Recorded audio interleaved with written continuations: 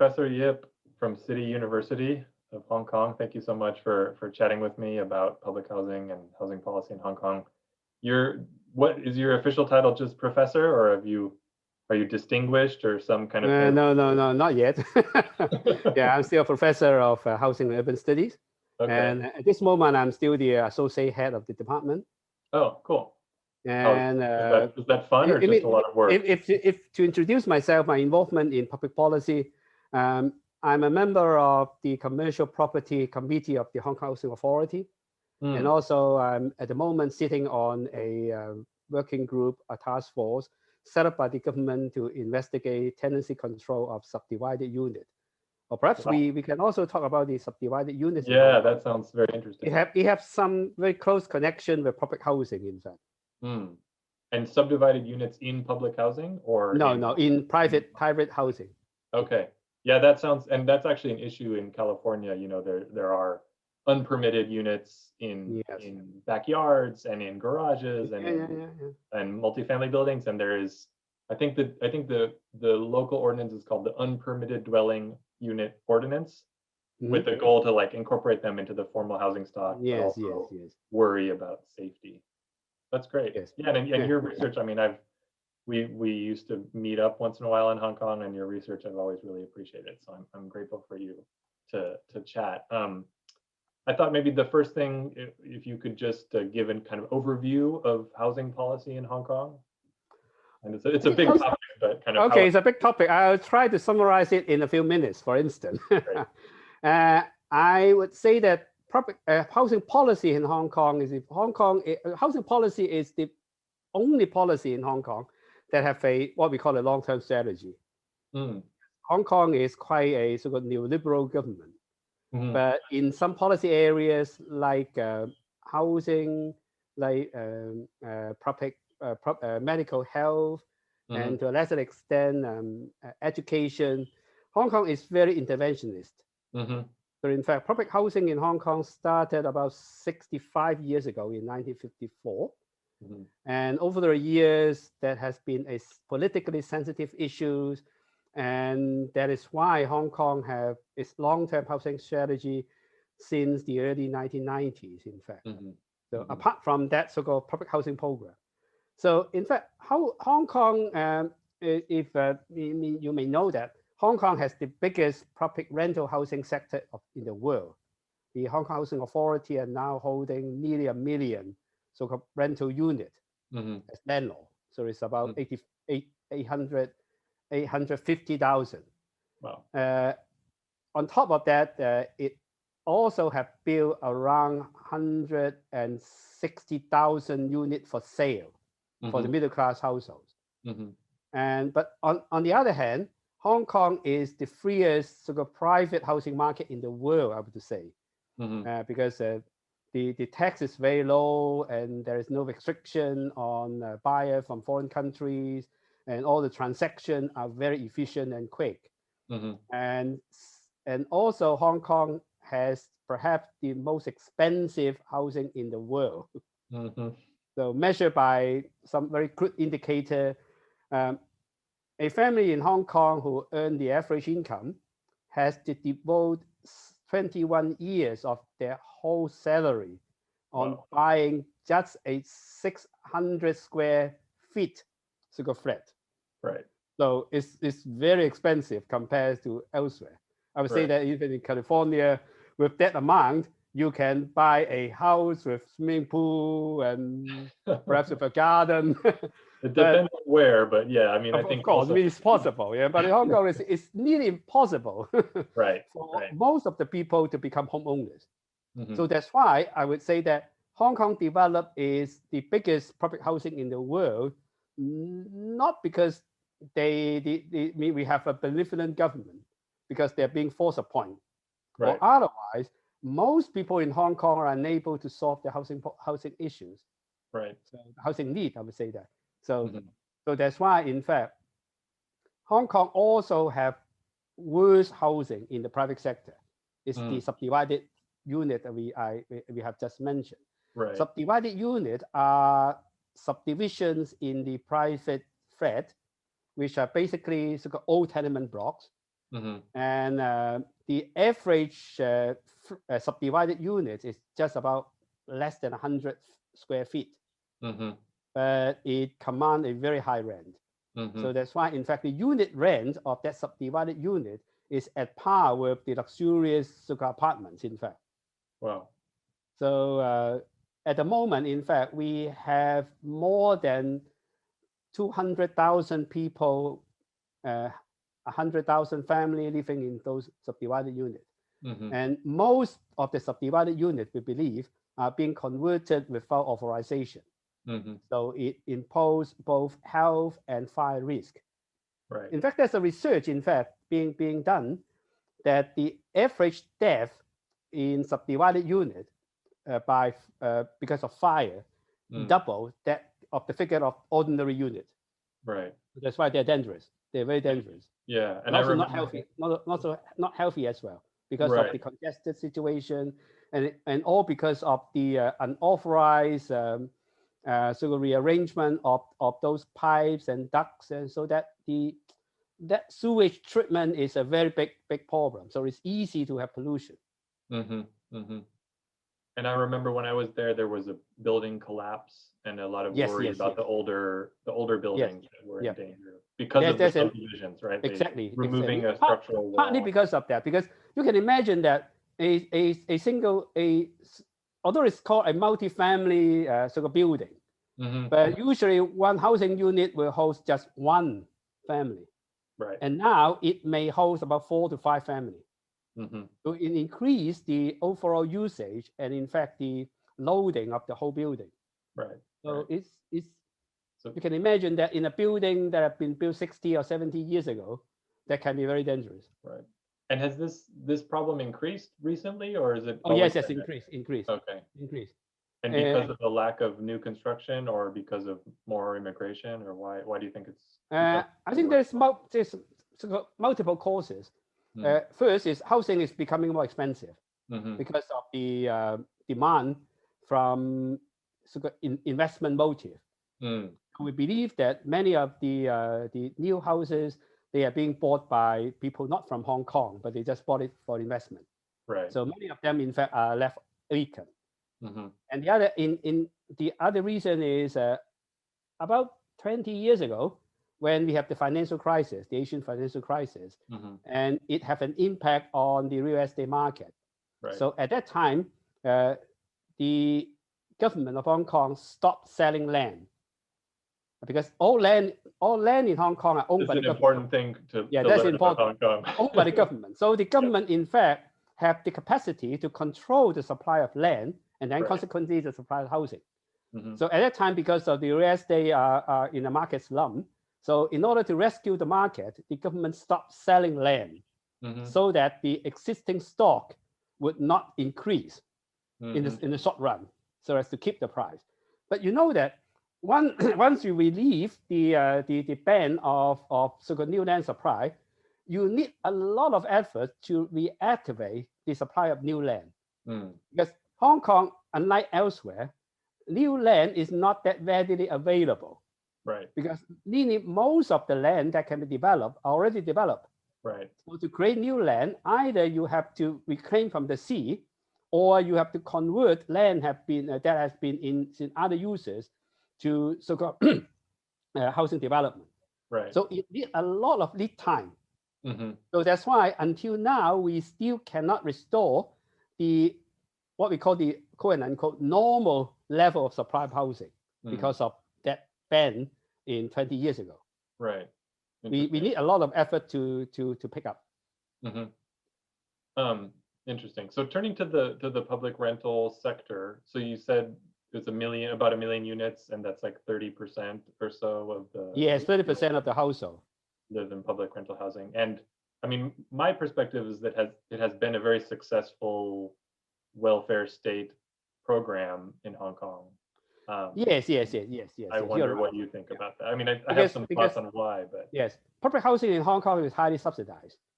So in fact, the tenants have only to pay about 20 to 25% of the market rate, so that poor people can benefit a lot from sort of public housing.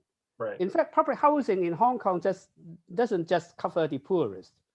In fact, if you are at the in the technical term, if we are below the 40th percentile of income, you are eligible. Okay. So in fact, in theory, about 40% of people are eligible for public housing, as long as you are not owning your own house. So, and those rules changed. I mean, that's a really important feature. And I have this paper where I looked at higher income households that still live in public housing, because I think for a long time, even if your income went up after you moved in, you were never kicked out, right? Is that still the case? Yes and no, because in theory, yes, but there's still some restriction. But the threshold is quite high, in fact, because I just mentioned that about 40% of the household in Hong Kong, in theory, is eligible for public housing. Once you move in fact, you are safe for 10 years. Okay. After 10 years, your income has to be checked every 2 years. But they set a very high threshold. So if as long as you're not very rich, then yes, as long as you are not very rich, you are still able to stay in public housing. Right. So unless you earn, for instance, $1 million Hong Kong dollar a year, and then of course you have to be kicked out.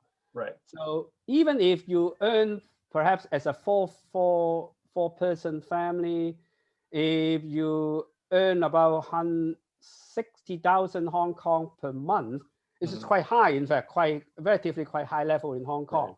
I would say that less than about 15 to 20% of people in Hong Kong earn this salary. So you are still able to stay in public housing.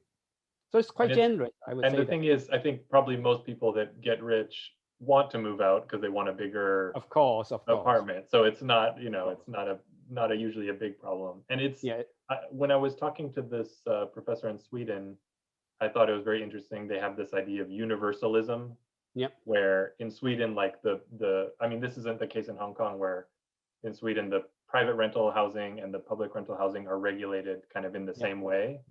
But in some sense, in Hong Kong, the public rental housing system is kind of this universal idea where, almost half the society has access to it, and it's not as strictly controlled in terms of that benefit, which seems like part of its success. But I would say that the intention of the policy is not as so ideological. Like so the Sweden, they have the universalism. But in Hong Kong, I think we still is very neoliberal. But how you set the threshold or the cutting line is an issue. Because housing is so expensive in Hong Kong. So even if you are on an average income, in fact, it's not that easy for you to buy. Right. So that's why nearly half of our population are unable to afford to buy in the private sector. So that's why that is not driven by ideology, but by pragmatism. So they have no choice. They have no choice. I've written an article describing Hong Kong housing policy as a reluctant interventionist. They're interventionists, but they don't want to. Because the housing issue is so acute in Hong Kong. Right. So it's a very big political pressure if you don't help those who cannot buy. Right. And one other aspect of this, I mean, part of it is just there's so much supply of public rental housing that it takes on different characteristics. I think especially from the US, where it was always such a small amount of housing that there was like a stigma, if people lived in public housing, it was then they were stigmatized as being poor. But I think part of the reason that it has been so successful in Hong Kong is that so many people have lived in it when they were kids, or they know somebody, or kind of it's just more abundant, so it's less of a stigma. Is that still the case, or do you think it has changed? I think it's still the case now, but although I'm not quite sure about 10 years later, because about 10 years ago we did a research, in fact, asking people's housing history. So you're right that in the research, in fact, nearly 70% of people we survey have some experience living in public housing, including, for instance, middle class like myself. Right. We stay in public housing in our childhood. So are many of our colleagues as well. So that's why we have some kind of sentiment that we will not knock down upon people who stay in public housing, because that is a symbol of social mobility. Right. Yeah, but we are not quite sure now because of the social closure phenomenon in our so-called class system. And so that social mobility is not that easy now, although it's still possible, but it's not as easy as in the past. But I would say that the sheer size of public housing in Hong Kong would make public housing not as stigmatized as in other countries, because 30% of your friends may be living in public housing. So there's nothing. Right. And then, I mean, and I think so many people having experience with it, then they will be more supportive of the government spending money on it. Whereas, and especially like if those people are, you know, have done well and have social mobility and are kind of the leaders of the city, then they'll be more likely to support it. But if in the future the leaders of the city are coming from the upper classes only, then they're less likely to support it, maybe. I'm not that pessimistic, because about 5 years ago, we also did a survey asking people to support on public housing. And surprisingly, in fact, over 3/4 of our respondents supported or very supportive of continuing investing in public housing. And the support is quite uniform across the board. Oh, wow. So whether you're homeowners, you are in the private sector, or you're in public housing tenants, they also very high level of support. I think it's also a sense of pragmatism, because without that sort of big housing sector, Hong Kong will not be as socially stable as now. Right.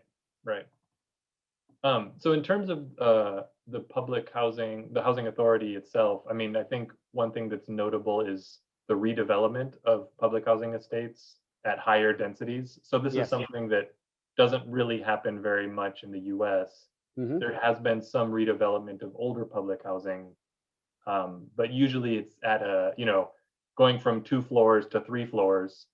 And in Hong Kong, it's going from in Hong Kong it's going from 50% increase, 10 to 50 or something, right? So I've seen a lot of the redevelopment projects. Do you think that the housing authority, I mean, would you regard it as a kind of well-managed, forward-thinking organization? I would say yes, in this sense, because they are under pressure in securing the supply of public housing in the future. Because I remember I mentioned that we have a long-term housing strategy for housing. That is the only policy we have long-term strategy. So that the government, in fact, they have to report every year to the Legislative Council and the public about the progress of advanced planning of public housing. So just a few days ago, they have an annual review of the progress. So now they have to project the supply of public housing in the next 10 years. Oh, wow. I mean, they have to. I mean, whether they like it or not, they have to. Great. So they need to spot the land they could use for public housing. That's not easy. I'll return in a moment the issue here. And in fact, they have already secured about 300,000 units in the next 10 years, as the government said. Although whether it will materialize as scheduled is a big issue. Times because of all the unpredictable situations. But that's a huge increase. Yeah. I mean, I just returned to why the supply of public housing is so difficult to secure. One, because of the availability of land, and the other is, surprisingly, some district council, which is an advisory body at the district level, that will advise government on various local policy and issues. Most of the district council in the past, they object to the new construction of public housing in the district. NIMBYism. Not exactly. There are various reasons, because some of them they have legitimate reason. Because you just mentioned that, because we are lacking land for public housing development, so that they are either redeveloping the so-called old public housing to increase its density. They've been actively doing that, or they change the development density of some land, so that to accommodate more sort of public housing unit. So you can imagine that will add pressure to the existing public utility, public facility, and also transport. So that's why the local resident they object to that. Is understandable. Yeah. So it's not purely this kind of sort of It's selfish. not that they dislike poor sometimes. people. Right? Yes. Yeah. So they usually will use that to force the government to improve the facilities and also to enhance the transportation or to have sort of more sort of new development of leisure or other facilities just to accommodate the increased population. Interesting. So it's very complicated here. Yeah. And also the yeah, go ahead. And also the development of public housing also are in competition with land for other usage. Right. Right. So that is sometimes sort of very sensitive. One other thing that I noticed in Hong Kong is that in the public housing estates, there are commercial spaces and parking lots or parking structures and kind of, uses of space that could cross-subsidize some of the maintenance fees and this sort of thing. I mean, I think that's something that definitely does not happen in the US, which is a problem where, there aren't even in public housing estates that are located in good locations where they could have businesses and a mall or something. Yes. That doesn't happen, but that does happen in the housing authority. Yes. I think it's some kind of standard provision, not just because of the cross subsidies, and also because of the ideas of a comprehensive sort of city planning. So in fact, public housing have been very instrumental in the planning of the cities, especially in the provision of public services. Right. So in fact, most of the public services are in fact concentrated in public housing. So all those welfare premises, all those you have all the post offices, they are all in public housing. I mean, for very apparent reason, because you don't have to pay rent. So in fact the government in this sense subsidize those public services and those sort of welfare services. Because most welfare services they are run by the NGOs, so they don't have to pay rent. In fact, for their premises, or even if they have to pay rent, the rent is just half to 1/3 of the market rate.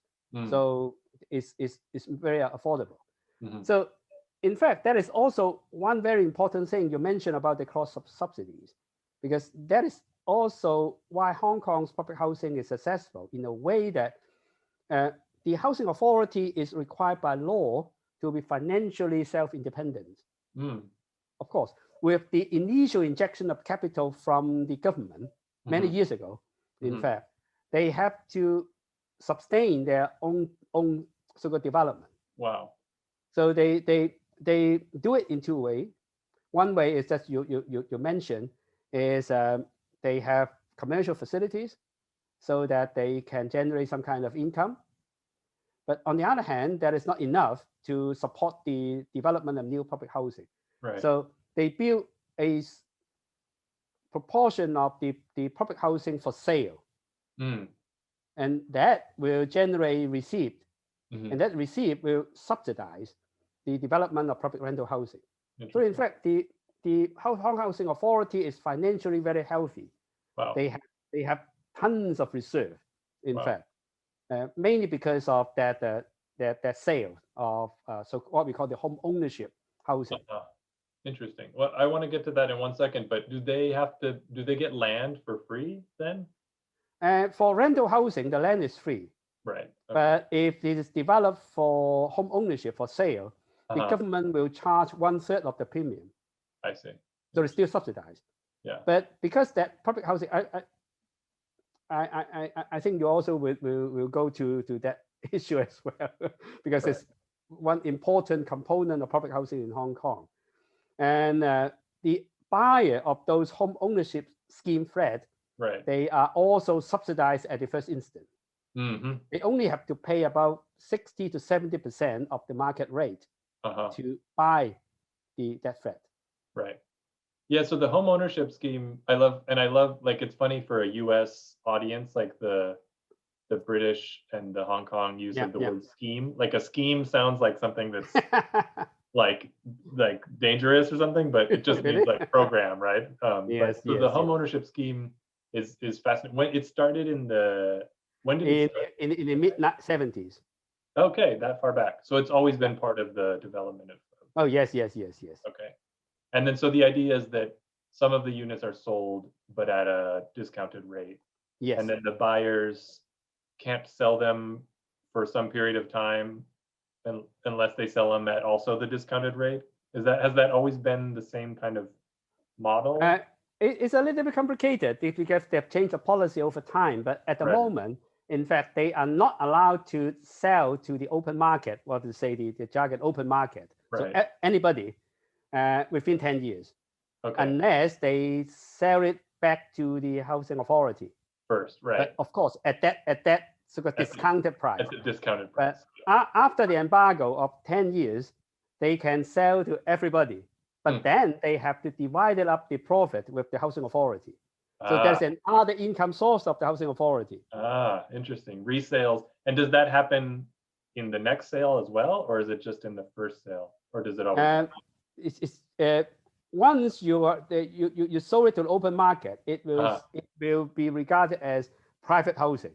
I see. So no further restriction will be imposed. So it's just once.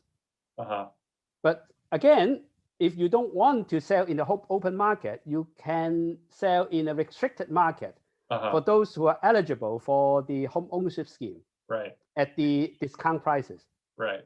Interesting. Yeah. And so that it's the next owners who have the obligation to pay back the housing authority when they sell it to the open market. Right. And so every Hong Kong person can get one purchase in their life, or is it restricted? Not as generous as in Singapore. We still have some income restriction. Okay. But that income restriction is rather lenient, and we would say that about 70% of households in Hong Kong are eligible. Okay. So apart from the richest 30%, right, which is 1/3, 2/3 of the household in Hong Kong are eligible for that HOS scheme. Interesting. And those, like the quality of those housing units is similar to a privately built apartment, or? I think it's in between the best and the worst to private housing. So of course, I mean, if you compare with the luxurious apartment, right, it's not comparable. Right. But if you compare with the so-called the down market sector of the private housing, it's very modest. It's very modest. Right. So it's quite welcome. So in fact, every time you have to draw lots. So the recent sale, I think what we call this oversubscription rate is, I think it's 70 or 80. Wow. So one unit on sale will attract about 80 applicants. Interesting. Yeah. So it's a lot of demand for it. It's a good deal. Yes, it's still a lot of demand because it's cheap because it's sold in a discount. Yeah. So it's very, very cheap. Interesting. I wanted to turn to the governance of multifamily housing, but before I do that, is there anything else about public rental housing in Hong Kong that you think is important to mention? I think it's more or less, yeah. I guess, actually, so there's one more thing. So I love this, Manuel Castells spent a year in Hong Kong in the 80s, I think, and he wrote this book. And in that book, I thought it was very interesting how he said, like his critique of the public rental housing system was that it just subsidizes people's wages. It subsidizes the wages so like inevitably it's like a capitalist support program because it's subsidizing the wages of the workers. What do you make of that argument? I would say that it's just half true, because there's already someone who made a critique on that. Because if you're an employer employing somebody, you will not differentiate the wages regardless he or she is in the public housing or in private housing. Right. So if there's evidence that if you're in public housing, I'll pay you less. Right. And then that social wage argument will be valid. Or otherwise, I mean, it's just discriminate, not discriminate. That is true. I hadn't thought about that. Okay, so the other thing that I think is really fascinating, I mean, was really fascinating to me about living in Hong Kong was the fact that I think 98% of the population lives in a multi-family building, right? I mean, there are some single family homes, but maybe more there's maybe 99%. I would say that. The only 1% of the richest people live in sort of single family housing. There are some mansions, but very few. And it's just such a fascinating world of governance challenges, right? In terms of managing these buildings. I think the other difference is like in the US, most multifamily buildings actually have one owner and then they're rented out, right? And so we actually talk about condo buildings as like a totally separate thing, where each unit has a separate owner, and then there's like kind of a governance structure. But I think Hong Kong really, like understanding the different kinds of homeowner organizations and tenant organizations that manage multifamily housing is fascinating. I don't know. I mean, I don't really have a specific question. I guess what are the challenges of governing multifamily housing or multi-owner housing, I guess? Yeah. I think it's very challenging, especially when the building is getting old. Because when the building is getting old, in fact, there is a lot of issues about maintenance, about big repairs. And also you just mentioned that a building can collapse if it is not well managed. So that's why, in fact, there's thousands of time bombs, in fact, in the city, particularly in the old district. So in fact, the government has been sort of very concerned about that. But we may say that there is a very big variety within that sort of private multi-owned building. So some are managed very good, and some are poorly managed, and it imposes some kind of health and sort of fire risk to the residents. But in Hong Kong, in fact, whether you organize yourself into owners' organization to manage your housing is purely voluntary. Okay. There's no mandatory sort of obligation for the owners. So in fact, only about half of the buildings, they have their own owners organization. And the other half, they don't have. So we don't have serious problem, maybe pure because of luck, I would say that. And but one contribution is from the property management company, whether you like it or not.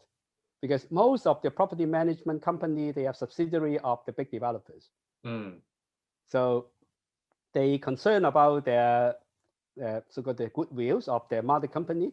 So usually they will manage the buildings in a quite sort of efficient and so effective manner. So that's maybe something good. Of course, that will be an expense. Without very concrete figures, because my impression was Hong Kong is perhaps have the highest property management fee in the world as well. So you pay a lot to manage your building. But usually you have no choice. Because that is the level set by the property management company, and that at the very first instant set by the developer. So it's very expensive, in fact, compared with other Asian countries. I'm not quite sure about the level of that fee in the US, but in other Asian countries like Taipei or cities in China or even Tokyo or Seoul, Hong Kong pay double or 3 times per unit per unit area in property management. Interesting. Yeah, I mean, I think in the US it varies a lot depending on because a lot of it depends on the facilities that the building has, swimming pool and gardens and whatever, versus some buildings don't have anything like that. So what for the buildings that don't have a owners organization, how do they collectively manage cleaning and other things like that? In various way. Sometimes even you don't have a owners organization. There may be some company who want to do your business. So they may lock on the door if the building is not big and collect those sort of fee. It's usually just for cleaning. It's just for cleaning up the public areas. Yeah. And some, they manage to once to have an owners organization, but the owners organization remain inactive for decades. That makes sense. Yeah. Once you have the organization, they sign a contract with whatever company. Right. And that company, as long as they are able to collect the fee, they will continue. They will continue. So, and I imagine there's often challenges with people not paying the fee. And what do you do about those people? The company will bring them to court. Okay.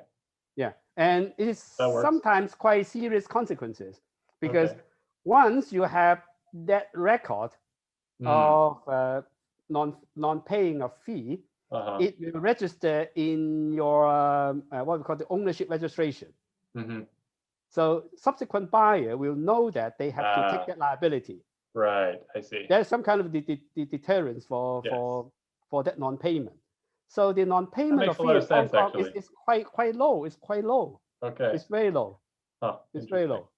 Yeah. Yeah. I mean, it is one of those things. It's like deferred property tax payments in the U.S. I think a lot of times, if you're like, for an elderly person that can't pay the property taxes on their house because they don't have the income anymore, they can just accrue a debt, and then when they sell the house, somebody pays for it, right, later on. Oh, yes. That's the same. Easy way to deal with it. Even if you don't sell your house, if you accumulate that for long, and it's a big amount, the company will bring you to court, and the court can force you to sell your house. Wow. To recover the debt. That's serious. Yes, we have cases like that. Okay. So, and also you have to pay all the interest and the administrative charge of the company. So it's a big money. So after selling your house, you're left with nothing. Right. So it's a high risk. So that people not dare to do that. Yeah. Better stay. But it varies. But still, we have a lot of building, maybe thousands of buildings, small and old building. They don't have any management at all. In fact, they don't have any management at all. They're very poor managed. Right. Interesting. So that is the big issue.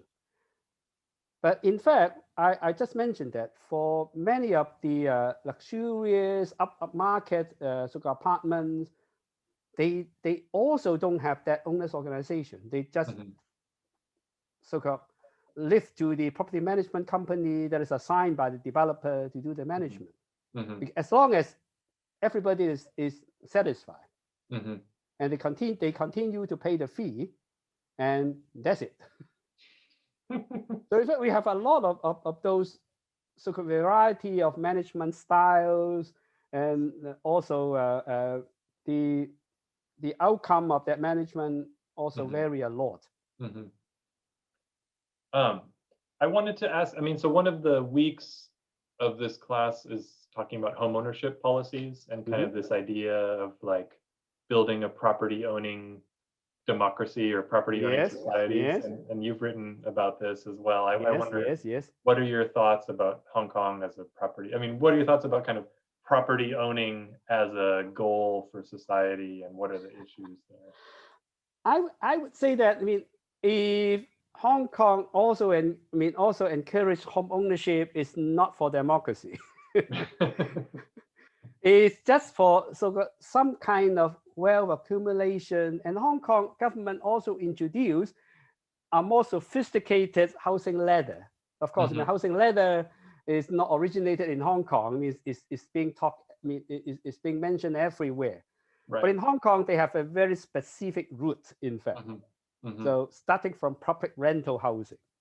So there's a clearer path towards. Exactly. You have a clear path. And in fact, the government have some policy to enable you to achieve that. Take for instance, if you're able to get into public rental housing because of the low rent, you are able to accumulate your so-called your income as wealth. Right. You save. Right. But I've just mentioned, if you want to buy in the private sector straight away, you need not to eat and not to spend anything for 21 years before you can do that. Right. So that's not going to happen. Impossible. Right. So that they introduced the home ownership scheme for public tenants. they have no restriction in buying that home ownership scheme. Right. Because for the private tenants, you are subject to income ceiling, but for the public tenants, there's no ceiling. Right. But as long as you agree to surrender your public rental flat to the government, because it's subsidized, so that you can pay much less. I mean, the benefits is more than that subsidy, because if you buy in the private sector now, you have to pay at least 40% of the value of the house as down payment. Right. That's a lot. Wow. How much you pay in the US or in LA? 20, I mean, if you want a standard mortgage, it's 20%, but there are many ways to get even less, 10, 5%. Exactly. So 40% is very, very high. It's very high. If you're richer, you buy a more expensive house, right, you have to pay 50%. Wow. But if you buy the HOS, the home ownership scheme flat, you only have to pay 5 to 10%. Okay, so it is. So that's a lot. And also because the selling price is already discounted, right? So that you can move easily into that HOS flat, so that you climb a rung in the ladder. And because of that discounted price, you pay less on your mortgage repayment. So assuming that you still have an increase in your salary or because of inflation, that you can continue to accumulate some saving. And then with the saving, you can jump to the private sector. So they introduced the home ownership scheme as one intermediate step in the ladder. And that has always been publicized by the government as providing some kind of path of mobility for the grassroots. Right, right. And do you think Hong Kong has done a much better job than a lot of countries. In theory, but in reality, in fact, this kind of path is not easy. In fact. Right. Yeah. So it may be easier about 40, 50 years ago. Right. But in the last 10 or 20 years, in fact, that mobility path have been not that straightforward. Because most opportunity will be given to middle class kids. Yeah. If you are a working class kids, in fact, you have much less opportunity. In fact, so that's and is that also because of wage differences, like the evolution of wages has not been as strong for working class? I think it's basically about education. Educations have been, I would say, that segmentized in a way that schools are not as open as about 40 years ago. I see. So although you don't have to pay for the tuition fee, below university, all those secondary and primary school, they're all free. But because of other experience you need to get in order to be competitive in the university. So it's the working class kids who are extremely unfavorable in that, because they don't have the additional resources. How can you have the resources to go on a overseas trip in the summer to get that experience? Without that, you are much less favorable if you're interviewed by the university. Right. And with the tutoring, I mean, there's a very large private tutoring sector. Exactly. Is really important. That's also expensive. Expensive. Yeah. Most of the students, they need to rely on their private tutoring and that cramming school, in fact, to be competitive in the university entrance examination. Yeah. No, it is. Education policy really matters. Housing policy matters, but education policy maybe is more important. Maybe we should switch fields. This has been really fun. I don't want to keep you too long, but I do. If you want to, maybe we should just talk for a few minutes about your work in Vietnam, because I think Vietnam, like the story of Vietnam becoming, having property rights and introducing all these changes into the housing sector is pretty interesting. I wonder what you've seen. I mean, I also just think that the shop house design of like the three, like I think that's yes, innovative design and a great urbanism. I don't know, what would you tell somebody that doesn't know much about Vietnamese in terms of its cities or Vietnam? I mean, in terms yes, of I've been doing research in Vietnam for 20 years. I mean, although I haven't done my sort of duty in learning Vietnamese, so I still have to rely on translation, interpretation to do the research. My research basically just concentrated in Hanoi, the capital city. But the housing sector or the urban scene, in fact, is quite fascinating. So Vietnam is still a socialist country, so it appears to be authoritarian. But because of the so-called governing capacity at the grassroots has not been as strong as in other countries, even compared with China. Because China have quite a sort of strict regulation in the grassroots. But in Vietnam is quite free, in fact. Free in a way that they have a lot of law, they have a lot of decree, there are a lot of regulations, but people can get around easily such regulations. So that's why you see a lot of things that even won't happen in capitalist country like the US can happen in Vietnam. Because although US is very liberal, but it still have a lot of regulations, and people will abide to the regulation. But in Vietnam, in fact, if you want to abide to regulations, it's nearly impossible because those regulations, many of them are self-contradictory. So that's why you have to have you have to use imagination, in fact, to do things in Vietnam.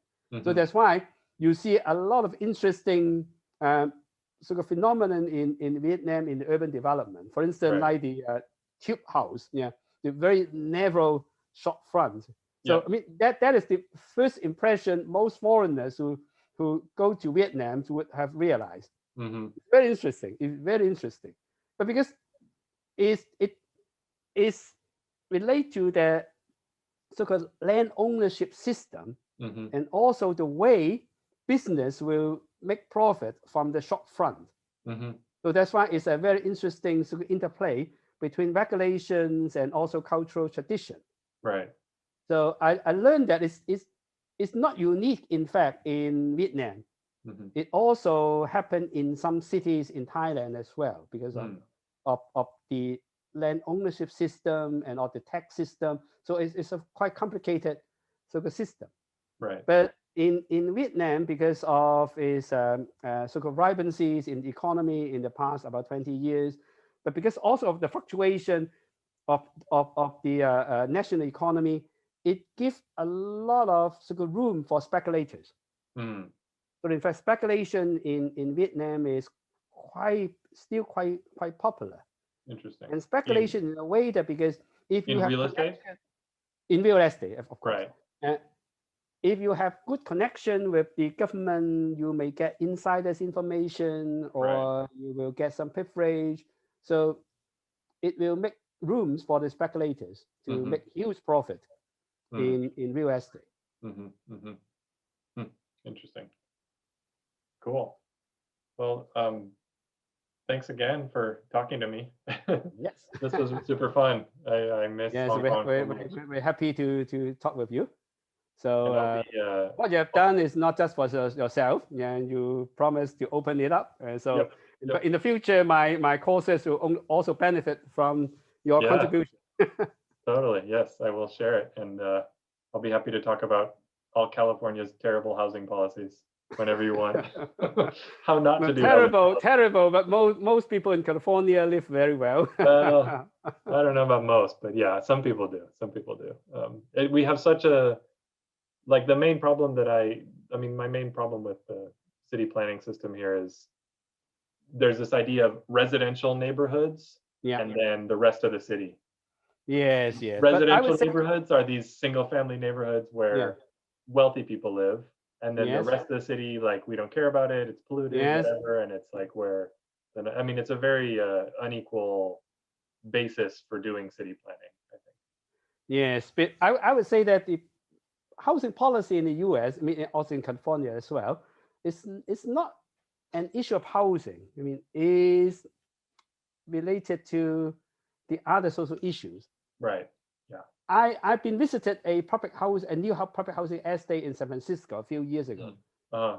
Oh, if I show the pictures to my friends, and they all envy. I mean, oh, how can they live so comfortably in a single family housing of 3 stories in a public housing estate? Right. But of course, I mean, if they learn that, in those estates, I mean, it's developed.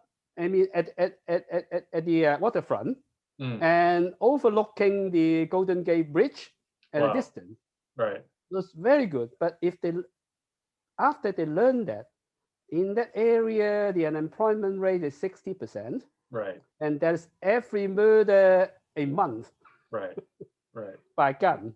Yeah. And then they will say that, oh, that's not that good. Maybe it's not. Right. Yeah.